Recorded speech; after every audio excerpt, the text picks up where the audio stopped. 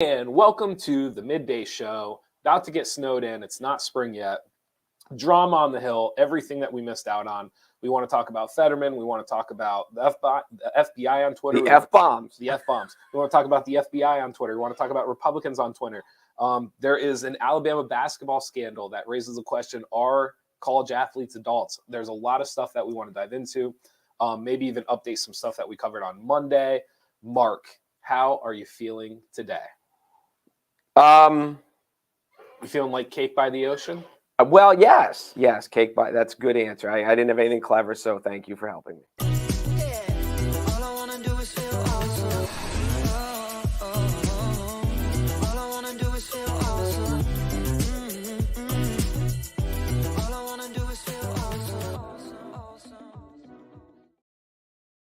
Brought up a very true statement. You said that is a very catchy tune. I think you heard it through the wall, right?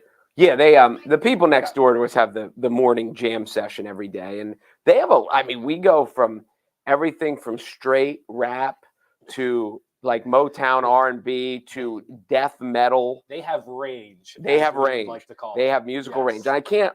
I'm having trouble here. I can't find the camera on your phone. You don't need to. You and I are just talking. Well, not on your phone. We're just talking. My computer wasn't working right, so I'm on your iPad, and now I look like I'm looking that way. You're fine. We're just talking. All right. Well, good. I don't know. I feel like and then what's funny is then I look to try to see where the camera is, and then I try to look back real quick, and it doesn't work because it doesn't work like that. So I Cake by the Ocean. Cake by the Ocean. It's good. It's a fun tune. I don't know how anyone would hate Cake by the Ocean. And so my response to you was not so much that I hate it, but I said to you, I don't know what you do with it because it's not a party song, and it's not a workout song, and it's not like a slow somber song.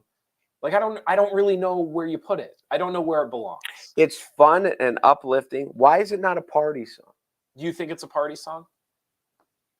I picture a crowded room. Yeah. And everybody singing along. And that to me is a party song. That's fair. Could it be like a bar song? Is it one that you throw on the jukebox and everyone kind of knows it and it's just in the background? I would give it that. Yeah, I'll give it that. It's a bar song. It's in the background and you're kind of humming along, but it's not disrupting from the vibe. Yes. Maybe that's where it belongs. I would say it's fun and upbeat. Okay. And you can't hear Cake by the Ocean and not feel better. Well, we're going to leave it at that. I wanted to talk to you. Well, first, winter, school cancellations. If you haven't looked yet, if you have kids in the area, check the school cancellations because there are a few that are letting out right now, 1 o'clock throughout the afternoon because we are getting a tidbit of snow. We've gotten a tidbit. Montoursville is out. Yes. So my kid is done already. Rough day, kid. Now we can't practice because school got canceled. So his rougher day as I was talking to our news director, the rest of the day for these kids is going to involve like 8 hours of video games. Oh, yes, without a doubt. So they'll stop in between to eat and go to the restroom, and then they will return to the video game. Good for them. I'm really, really happy. Ryan, you guys should start doing live shows from local establishments. We should do that. We should start doing shows from local establishments. I couldn't even get my computer to work in the studio where we are every day. That is true. We had a technical difficulty in studio. I'm a little worried about how it might go out of studio. This is what it was so like parental when your kids are like, I'm walking out of this. I'm walking out of it because I was like, I can't get in. I'm pressing this. I'm pressing this. My camera won't turn on. He's like, I'm walking out. I'll be back in a couple minutes. Yes. If you're still having trouble when I get back, I will help. And you know what the live shows would help is it wouldn't be a big deal if we couldn't get the technology to work because there would be a live audience in front of us. So it wouldn't be the end of the world. We would just be performing for the people in front of us. Yeah. The issue with doing it live is if no one's there, then it's lonely. Correct. And then it looks like right now, we just imagine that no one loves us but when you go out in public and you like nobody shows up, then it's like, eat. Well, we've had a joke that this only works because sometimes I forget we're not just talking to each other. Like I forget. That is why it works. It is why it works. The side note though, you don't need to worry about that. That's why we have producers. It's their job to fill up. It's their job to fill it. You don't need to worry about that. But the question is, I know we have producers. Yeah. Are our producers any good? listen, a live show, we would know. We would find out. Find out very quickly. I just want to mention this, just some local schools that are getting out early. Benton, Berwick as well. Canton area up north is getting out. I'm just trying to hit some of the local ones here. We had already mentioned Montoursville, Millville area as well will be getting out. And that might be it. Up north, there's Sayre, there is Wellsboro. And that might be it as far as our coverage area. Towanda snuck in there as well. So a handful of schools getting out. So early, way just more double north. check. I was interested when you were saying about Newman because I'd heard their basketball game is already postponed tonight, but I'm not, don't quote me on that, but I'd heard that. But it may have to do with who they were playing. I'm trying to think who they were. Not sure. Yeah, I don't know. It'll And be in interesting. districts, we'll just throw this out. During the regular season, a lot of times, there are schools that have the rule that if school gets canceled early, they cannot have any extracurricular Sure. activities. Sometimes in playoffs, the district will say, we don't care, you need to come. Sure. So just because you're like, pay attention to that stuff too, because I would be curious how many districts had the conversation of we have to stay in school because we have a game tomorrow and we can't not practice. zero. You don't think so? You don't think there was any school districts in the state today that were having that I think now conversation? they are so, okay, I shouldn't say none, because I'm sure that there's somewhere where the principal or the superintendent or whoever was a huge wrestling guy, was a huge basketball guy. Sure. And You're but talking in about general, it like it's right or wrong. I don't think it's a right or wrong. It's just it's interesting which schools weigh that and which ones don't. well, I think is what I'm saying. think most schools weigh the lawsuits more. Yeah. Like what happens if we stay in school and then there's a mess and buses can't get home, and that's the I think most schools err on the side of caution now. The thing, like from basketball, we can't practice basketball tonight, so it is what it is. Yeah. The ones I feel worse for are the wrestlers. Right. Because the guys that are trying to cut weight that need to maintain their weight, they practice is worked in because they lose however many pounds every practice. No, I know what you mean. And that's hard too. You got to go hop on the exercise bike for 8 hours now. Bogue says, I think just the home team has to be in school. So I do know that some schools, they will let you travel even if you shut down because maybe the weather somewhere else. At Montoursville, there you don't. That's a no-no. You're not playing if we get a score early. Rance says, always better to be safe than sorry. I think more schools, and with each passing, as societies become, it's not that the schools decide that, it's the schools reacting to society. Yeah. And that's what my guess. But enough of that. Let's do this. Let's try to do a little, I don't want to call it rapid fire, but there are some things we didn't get to talk about yesterday. I have them kind of lined up here at the top. Maybe we try to hit each one for a couple of minutes and kind of flow into the next one because they're not the same story, but they're all kind of related. They all have to do with like political figures, FBI, organizations, social media, and just kind of how everyone perceives something and how decisions are made. Because I have up here Fetterman, I have Fox News, I have Twitter, I have the Facebook feed. But they all kind of fit in together. I want to start with Fetterman. As you know, unfortunately, I just want to read this so we have it right. He was hospitalized for the treatment of clinical depression. And now the question is linked between his stroke and the depression. It is scientifically backed that after you have a stroke, you are more likely to become clinically depressed. According to reports, John Fetterman was depressed throughout his life. He had different bouts with it, which they believe means that he was even more likely to become clinically depressed after the stroke. He is now hospitalized and has stepped down. I want to say this. Wait, he is hospitalized in what? He's hospitalized right now and has essentially stepped down from his duties currently. Oh, he's not performing. He's correct. Okay. We'll just start here. I always found Fetterman fascinating for good and for bad reasons. Just his demeanor, even people were fascinated by the way he dressed, the way he conducted himself, all of those things. And as somebody who I've said to you before, not necessarily progressive, but I'm always kind of looking for like somebody to just shake it up a little bit. Like I just don't give me the 70-year-old in a tie showing up to some of this stuff. So for that reason, I was always fascinated by him. I wish him nothing but well. I hope he has a speedy recovery.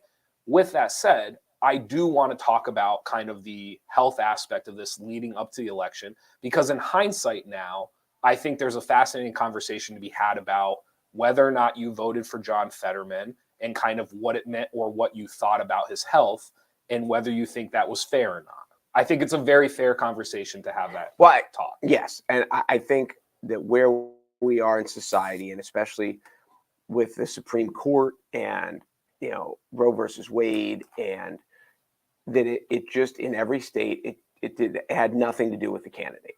I think if you were a red voter or a blue voter, you would have voted for a potted plant if they were on your side, because they knew that the Senate was going to be 50-50, 51-49. It was so close. Do you think voters were lied to? Like, do you feel, because that's kind of the question now, was there a perception of his health that they made it seem as if like, oh, he can do this, like he'll be able to pull this off?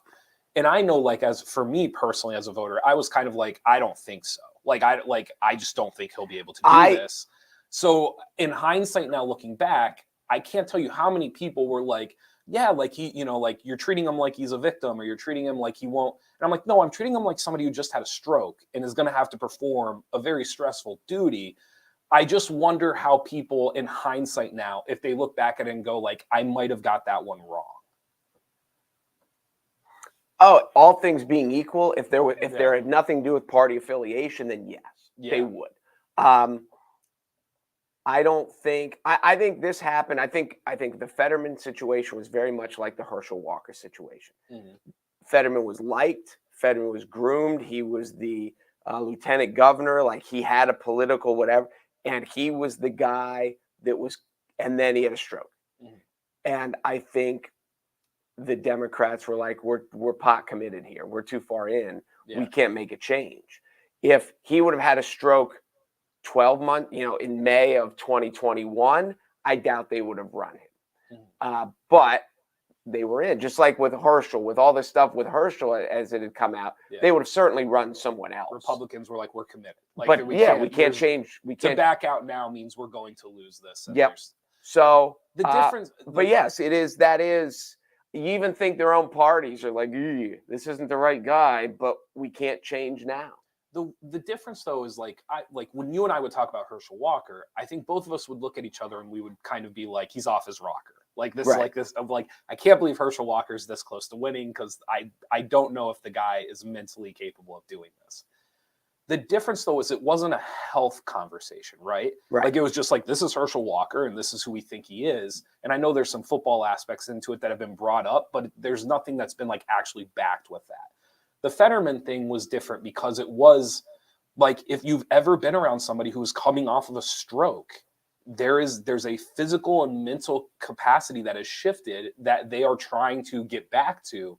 And so then to perform the duty. So I think that aspect of it is very interesting to me. I would love to be able to go back to Democratic voters who voted for him and just say, like, did you, health-wise, did you believe he'd be able to do this?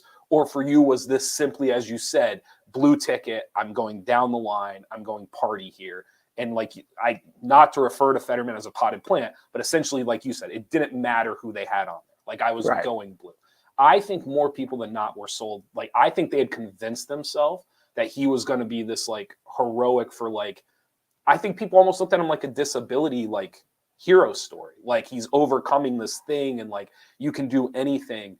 And I don't know. I just think if you talk about stroke victims, I think it was a very different conversation, but I don't think that's how most people look. I'm sure everyone convinced them. I would bet that there's this many people who are like, I don't think he can do it, but I'm voting for him anyway because he's blue and I'm a blue voter or whatever. So the Democrats have voted for him, convinced themselves that he was doing fine. They say they knew he had the auditory issue, but I think we've all, well, depending on, I'd say most of us have known someone who's had a stroke.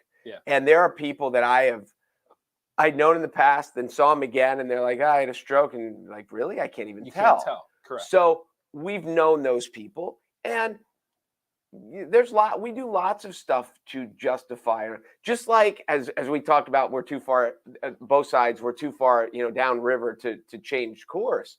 It's just like people that get to their wedding and they have cold feet, and there's some people that have cold feet, and there's some people like, oh, this isn't the right idea, but then they convince themselves to go through with it.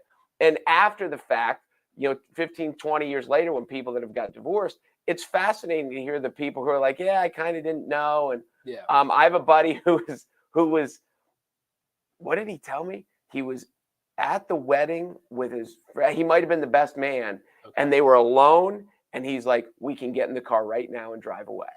And the guy's like, "No, what?" And he's like, and the best man said, "We can get in the car right now and drive away." Yeah. And they didn't, and now they're divorced, and it's a mess. Sure. So, but how many of these guys like, I kind of knew, but I convinced myself, and I think that's what Sure. happened with a lot of Democrats. Can I stay with your analogy? Because a Sure. lot of times, My analogies are always great. because a lot of times in that situation, though, there is somebody pushing for the marriage to still go through, whether it's the parents or whether it's like Okay. somebody. And so I do wonder, like you keep saying Fetterman, like convincing himself. I do. Oh, no. I think do the wonder- voters were convincing themselves. Fetterman's going to be Fetterman's, fine. I got He's you. going to be Yes. fine. He's not. Yeah, he had a stroke, but it's a 6-year term. It'll take Right. him 6 months, but he'll be fine. I just wonder if the powers of B were kind of saying to him, like, if at any point Fetterman was like, boy, like, I don't really like leading up to that debate, because he didn't want to debate. Like, it was a very well-known Right. fact that John Fetterman, and listen, like I said before, like, even as a registered Republican, I give him a ton of credit for getting up on that stage and debating. Like, a Right. ton. It was bad, but I give him credit for doing it. I still wonder, though, he didn't want to debate, and I don't blame him. I just wonder, though, if the powers of B were kind of like, hey, like, you for the party, you've got to do this. Like, you need to go through this for the party. Kind of like in your wedding scenario, how maybe the one parent's kind of like, hey, like, we paid for the DJ. Like, we we're paid committed for here. all. Yes. No. So I do that aspect. I wonder as well. You had mentioned, I didn't know if you got to read or saw anything more about it. But some of the Fox News stuff about. Well, hold on. Before my last comment on Fetterman, Yeah. What is too bad about it is I think everyone in society, no matter what your political bent is, no matter what your gender, race, whatever, our society struggles with mental illness just because it's so hard for us to see. If someone walks in the room and they have a cold, it's so hard for us to see it. But we know it's there, but it's mysterious. It's like oxygen. So it is too bad that I give him credit for being in the position that he is, that he did check himself into a facility because he knew the backlash that was going to come with it. Yes. And it's just unfortunate. If this would have been a rock star or an athlete or someone who was neutral, then I think we would applaud it more. But because he's a politician and we're so divided that there's already 50% of the state that hates him, or 48% or whatever it is. Sure. And so now they're like, I told you so. And I get that. Mm. But they're from the mental health issue that he should be, we should be tipping our hat to him and say, hey, knowing the abuse that was going to come with this, that you stepped up and did the right thing is a kind of a bad analogy. Maybe it's like when CC Sabathia, who's going to be a Hall of Fame pitcher, he checked himself into alcohol rehab like the day before the playoffs started. Mm-hmm. And there's an aspect that, like, you're checking yourself in now. The playoffs are about to start. Sure. But he had gotten to a point in his life where obviously he's like, I need this now. Right. But see, so I'm glad you said that, because this is the one part of this story where I do think politics matters. Because I think if you are someone who voted for him or supported him or had a blue ticket, then it was like a little bit of like, boy, look what he went through to get to the finish line. Right. Mm-hmm. And I think if you're on the other side of it, like myself, it was a little bit kind of like, you knew you couldn't do this job. Like you knew you weren't going to be able to do the job. It wasn't going to be something that you were going to be. And that's fine. Like, I'm not knocking him for that. Like I said to you before, I hope he does well. I hope he recovers. But like at the end of the day, like as a voter, I have crossed aisles several times to vote for red and blue candidates. And this was one of them where I was kind of like, you're a stroke victim. I don't think you're ready for this. It's too early. But it just depends what side you're on. We're crossing the stroke with the depression.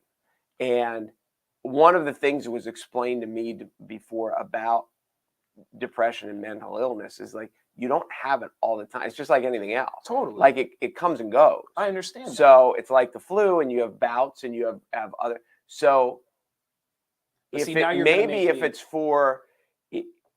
he was doing great until the depression kicked in. And now you're going to make me be the bad guy and say maybe he wasn't. And so well, it's correct. Right. So it's correct. So but again, we don't know. We're speculating. Exactly. And so that's why I said the one political part of this issue that I think is a fair conversation is that aspect of like, I think there's some heroism on one side of kind of like, look, like stroke victim, look what he went through, got to the finish line, won the election, yay us. And on the flip side of it, it's kind of like looking in the mirror and saying like, you knew like you weren't going to be able to do this. And you ran on this campaign that you would be able to do this. And people in your party said you were fine and you clearly weren't. Well, so I wondered it just depends what side when you're on. he checked himself in. I wondered if there was a correlation because I can only imagine the struggle that goes along with whatever your remnants are. Like if people have a stroke, if they have trouble with one side of their body, or if they've paralysis in their face or whatever, and he just couldn't hear right, and he just the auditory processing, and just how maddening something like that would be if everything else in your body worked the way it used to, and you're just like, why can't I freaking hear right?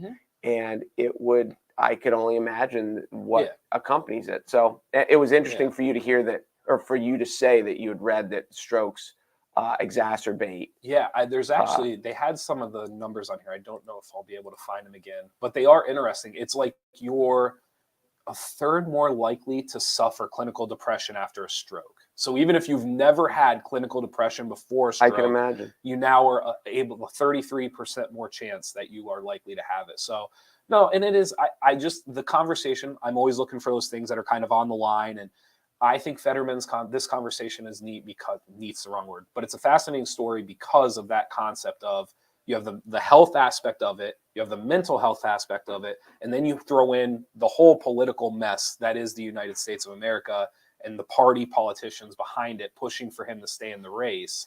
I think it's a really interesting story. Well, and I think too that it's part of we're lying in the bed that we've made, that it would be the response. It almost seems like it would have been the responsible thing for the Democrats to say, hey, we're going to run someone different, even if it probably means we're going to lose, because we want to make sure for the good of the country. But on the flip side, they said, if you had people who voted the issues on what they believed, as opposed to just rubber stamping whatever the party, so we can't, because no matter who you put, it doesn't matter who you put in there, they're going to vote the way they're told to vote. Sure. So what does it matter who we have in there?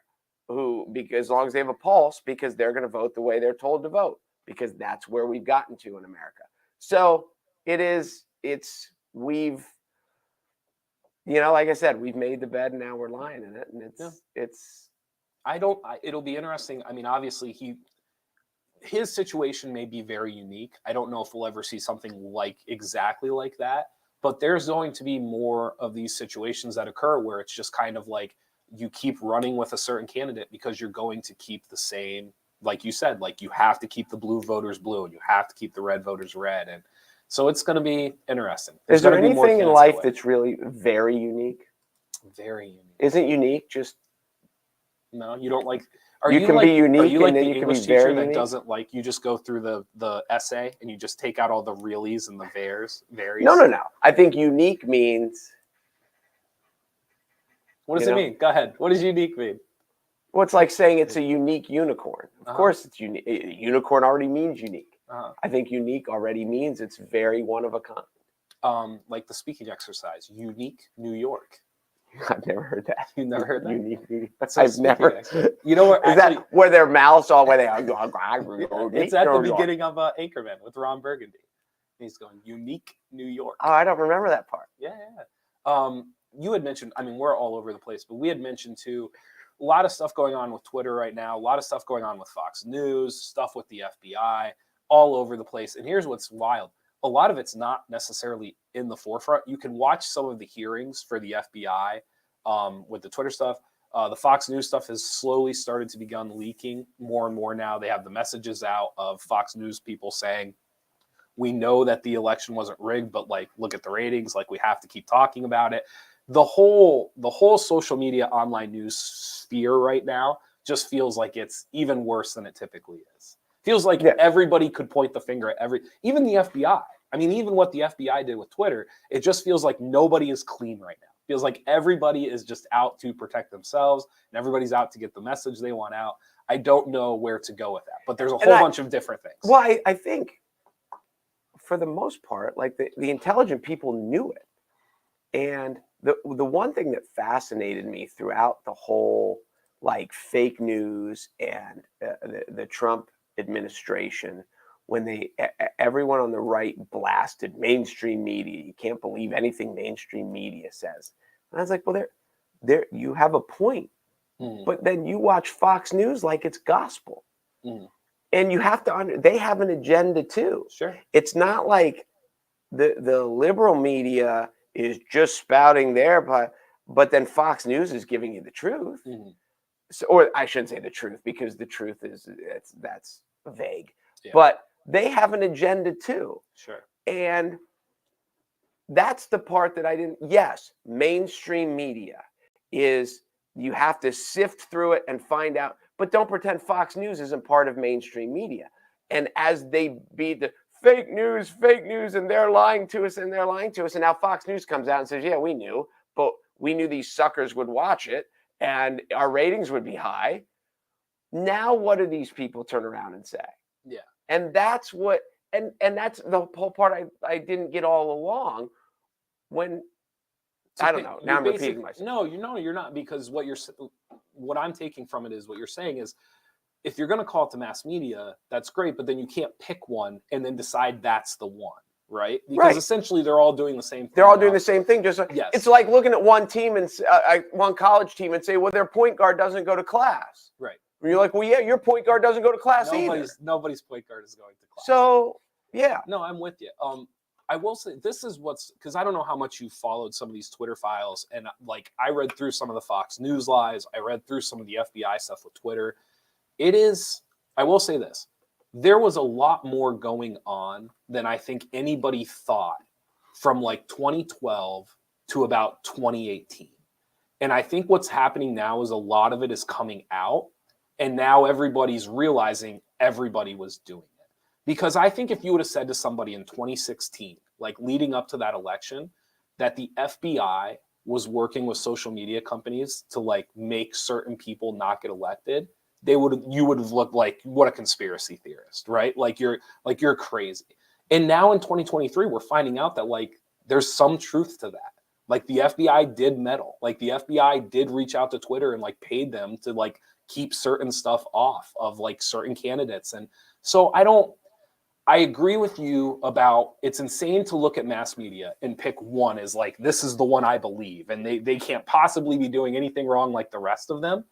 The one thing, though, that I do now agree with that I might not have agreed with like 8 years ago is a lot of this stuff is muckier and deeper than anybody wants to admit.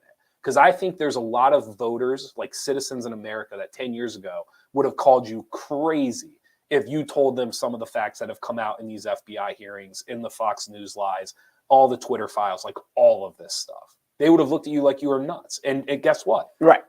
Like a lot of it, not all of it, right? Like clearly there's conspiracies that are still like in outer space. But what's wild is a lot of this stuff is starting to come to light, and it's true. Don't you think in so many aspects of the world that there is, I don't want to say there's people with integrity because that's too generic, but you know that there is a selection of people in society who kind of live by their moral code and follow the rules, and you can leave them alone in the room and the money's still going to be there. And then there's another section of society that they do what they can get away with.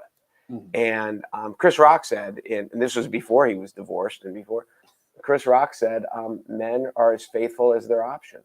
Sure. And then it came out that he had multiple affairs, and him and his wife are now divorced. But there are lots of people that whatever field they're in or whatever, they do what they can get away with. And when other people in the field, like you said, well, my point guard doesn't go to class either, so why? Who cares?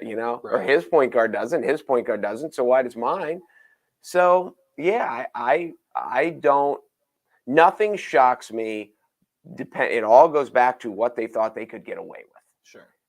So yeah, none of that shocks me. No, none of it at all. I want to end with, because you have a meeting you have to go to, but I want to talk for 10 minutes about this Alabama basketball, the murder case. Have you dove into? You just told me about it a couple minutes ago. So essentially, what happened? There was Jamia Harris was killed in a January shooting near campus. An Alabama basketball player had a gun, obviously used it, shot, killed her. They're finding out now that the gun came from Alabama's star player. His name is Darius. Where is it real quick? Brandon Miller is the name of the star who used the gun in the fatal shooting near campus. He is a freshman standout. He is a projected top 5 pick. He is months away. And he's a freshman. He's a freshman. He is months away from being a multi-billionaire. From a big paycheck. I mean, from really, really making the big bucks. Not that he's probably not got some NIL money now. The School of Alabama has essentially all but backed him. Their coach, Nate Oates, has basically said that he's not in any type of trouble. However, last week, the police report came out and said that he had hand-delivered the gun to the shooter before the shooting. And this is coming. He has admitted to it. It's in the police report. And the basketball coach, the basketball program, the university are all standing kind of behind him and are basically saying that he's in no legal trouble. And by the way, Alabama's, I think, top 10 in the country right now. Weren't they 2? Yeah, they are unbelievably good. This kid is unbelievably good. There's a lot of different things here that I find fascinating. The one that I really, really want to eventually get to is, are college athletes adults, and should they be treated as such? Because it feels like whenever something goes wrong, we kind of treat them like kids. So we'll pay them like adults, which I'm for. Like, I'm for paying Division I athletes. They deserve it. So we'll pay them like adults. We'll give them advertisements like adults, all these things. We let them speak like adults. Legally, they're adults.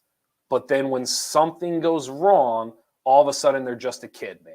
Like, they're just a college kid, and we're just here to protect them. And it's a very unique angle that I think we should talk about. Yeah, see, and I'll go almost the other way with athletes in these situations. When something comes up, and because they're, especially a college athlete or high school athlete, when there's a issue of trouble, and in America, we all are innocent until proven guilty, and we know that, and we applaud that. Yes. Until like an athlete gets in trouble, and then they're like, how dare we let this guy play?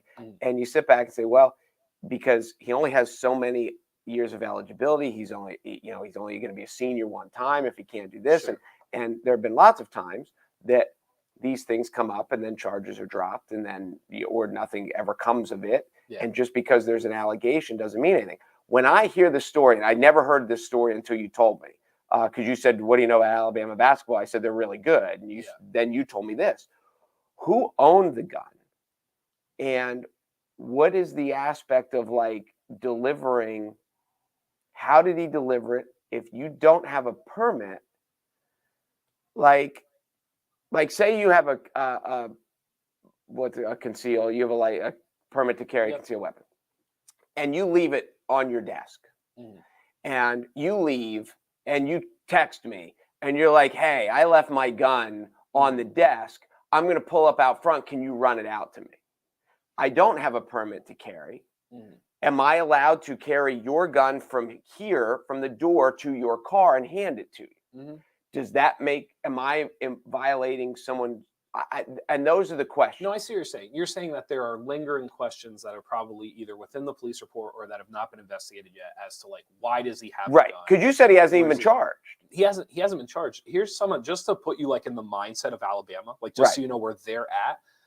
Alabama coach Nate Oates told reporters on Tuesday the team has been aware that Miller allegedly brought Miles the gun, but the team's leading scorer is not in any type of trouble. Miller was just in, quote, the wrong spot at the wrong time, according to Oates. He later clarified what he termed as unfortunate remarks after receiving criticism on social media. Oates said in a news conference on Tuesday, we've known the situation. We've been fully cooperating with law enforcement the entire time. The whole situation is just sad. The team closed practice with a prayer for the situation today, knowing that we had this trial today. You think of the victim and her family, Oates said. So up until like this first started getting out, there was very little remorse as far as like wrong spot, wrong time. When you're hand delivering a gun to somebody, and then he goes kill someone with and it. to say wrong spot, wrong time, it's a very, I understand it's a unique situation. And as somebody who, you started diving into like allegations and do they play or do they not play, as someone who just recently went through that, like less than a year ago, I fully understand what you're saying. I think that's why the college athletics part of this is what makes it a good conversation. That's why it's a good debate, because this is not a kid. In any other aspect of life right now, I don't know if he still has a job. I don't know if I don't know legally what he's allowed to be doing, where he's allowed to go. Like, this is a unique situation where, because he's a college basketball player, all of a sudden it's not spun as an adult. Like, this is a kid we're behind. Like, we're behind this kid and we're trying to help. But from the, I don't even want to say from the devil's advocate side, there are no charges. The police have investigated. There are no charges. So if you want to sit there and say he obviously didn't commit a crime. So why can't he just go status quo? You're bringing up a very good point. I guess the question, and you kind of brought this up already.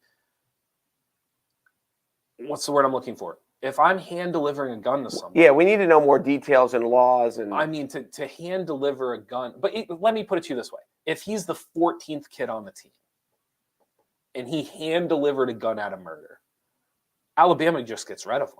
Well, there's a lot of. He's not on the roster. There's right a now lot because it's like they're just trying to remove public image. They're just public image, removing the headache, like all of it. All of a sudden, like, you're number 2 in the nation. This guy's a top 5 pick.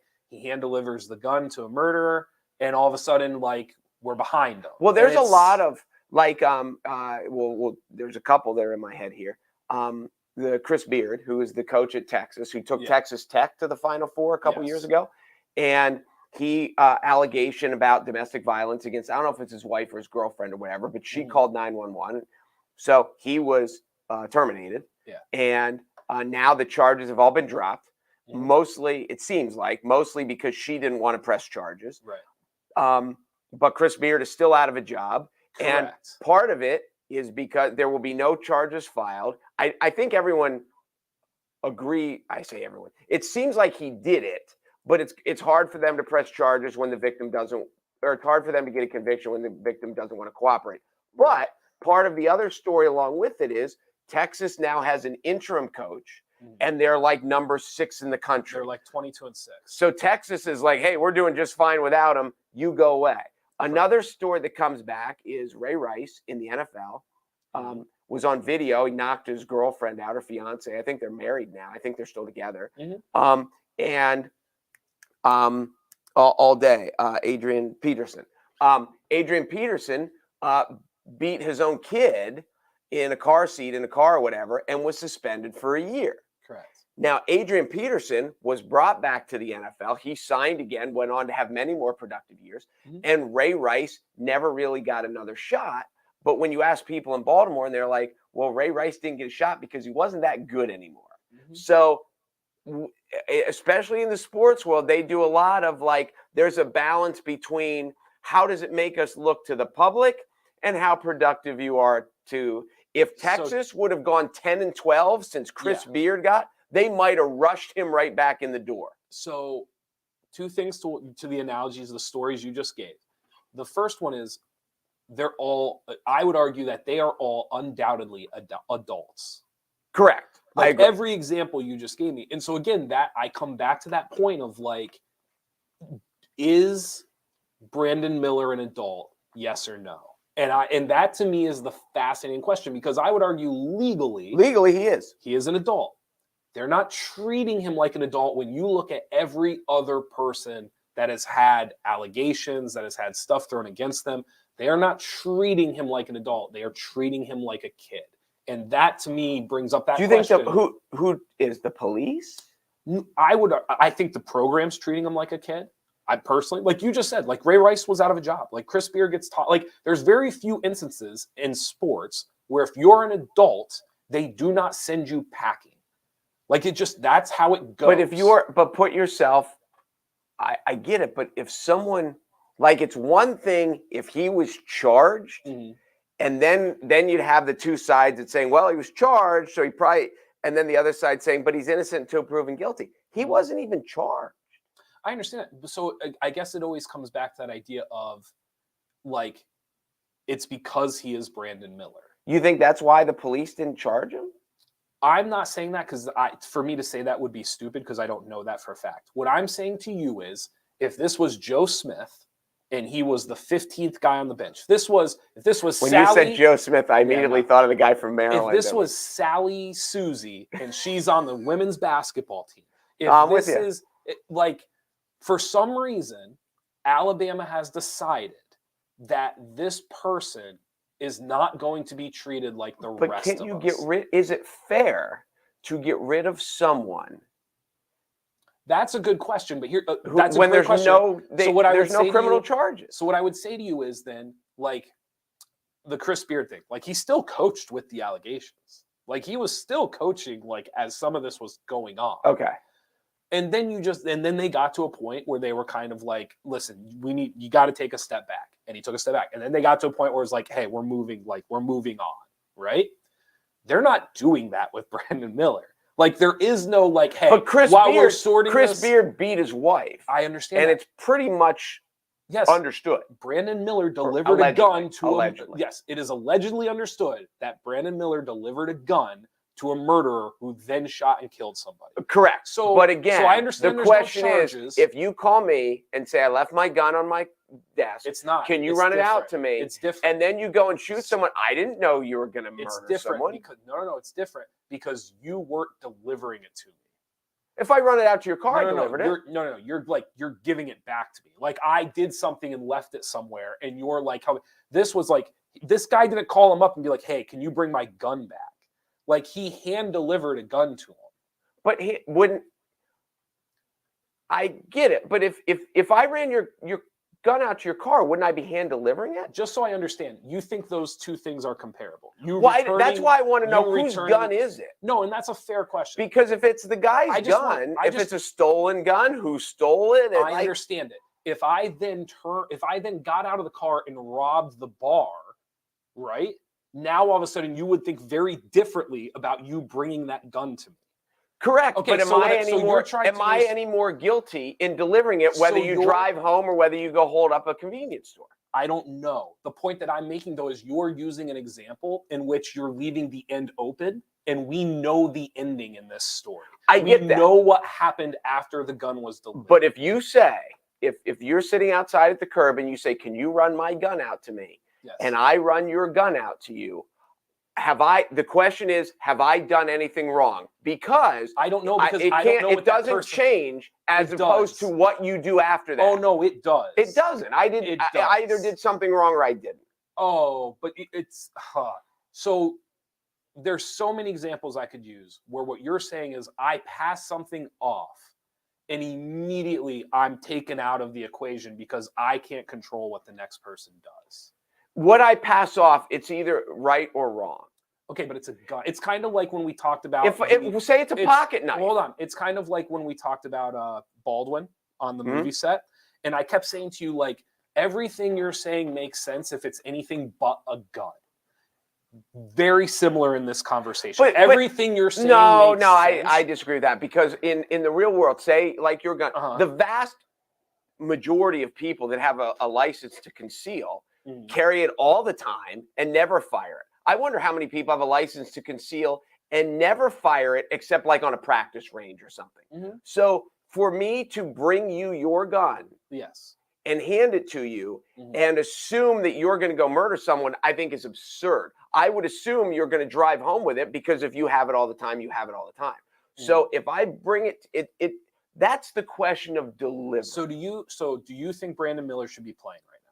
If there are no criminal charges and the police have looked into it, then yes. Do you think Alabama is treating him like a kid or treating him like an adult? I think they're treating him like he didn't commit a crime. Okay. And then it doesn't really matter. Okay. I would love to talk to any police officer who knows it, because I don't know the laws. And I'd also like to know whose gun it was. Because the other aspect is, if they're sitting in their dorm room and the guy's like, hey, can you hand me my gun? And the guy reaches over and does this. But Did you've he been just in dorm- deliver it? But you've been in dorm rooms. Like, I you think have. about what you're saying. You're Well, like most of the dorm rooms I was in, you had to search for I everything because understand. it was a and mess. You may be playing a little devil's advocate here for a good debate. However, like the picture that you are painting of like an 18, 19-year-old kid, like being on campus or being in his dorm or whatever, and a buddy calling him up and being like, hey, can you bring me my gun? And that kid being like, sure. And like just grabbing it and then delivering it. Is that what and then- happened? Like, I wish I knew what happened. I know, but that's the picture. Like, That's what we assume happened. I know, but what I'm saying is in the example that you are giving, like you're trying to paint it off as if to pass off a gun it is like an everyday deed of like a buddy may ask you to do that. And what I'm saying is I think I have an opposite interpretation of it makes sense for everything but a gun. Like if you're a responsible gun owner, the fact that you're going to call somebody up and say, hey, can you drop my gun off to me downtown at a where, like, that's not a thing. I get what like, you're saying, but in the world of where this is, since there is a murder trial and the guy who did pull the trigger is on trial, correct. The police obviously investigated this. So I don't think Alabama should be held up to like, why are you handling it the way they did? I think the question goes to the police first and say, why did you rule the way you did? Why did he not get charged? Yeah. And then when they explain why we didn't charge him, then I think the story kind of ends there. Unless they say we didn't charge him because he's going to be a lottery pick.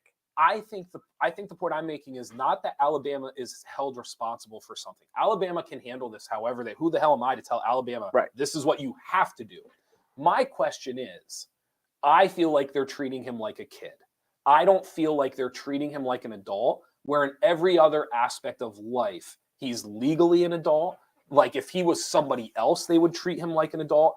Alabama is treating this person like he is a kid. And I think it's a fair argument. It's a fair debate to have of whether or not he should be treated like a kid or an adult. You know who I think is very bright? Who's that? Rance Matt. Why do you think that? Because his first 4 words were, I agree with Mark. Because I agree with Mark. Sorry, that was a good one. Anything else before we go to that? Rance has now gone. He is the he's one of the producers that's supposed to fill up the live show. He is the lead producer now, and everyone else is kind of like his committee. You're like stamping that. He has been. That's official. He has been promoted. That's official. You have to go to a meeting. So thank you guys for watching the Midday Show. Be sure to go to NorthcentralPa.com for all of your local news. See, he took it. He likes his promotion. He likes it. I like it. I'm Jeff Everett. He is Mark Messina. We will see you guys on Friday.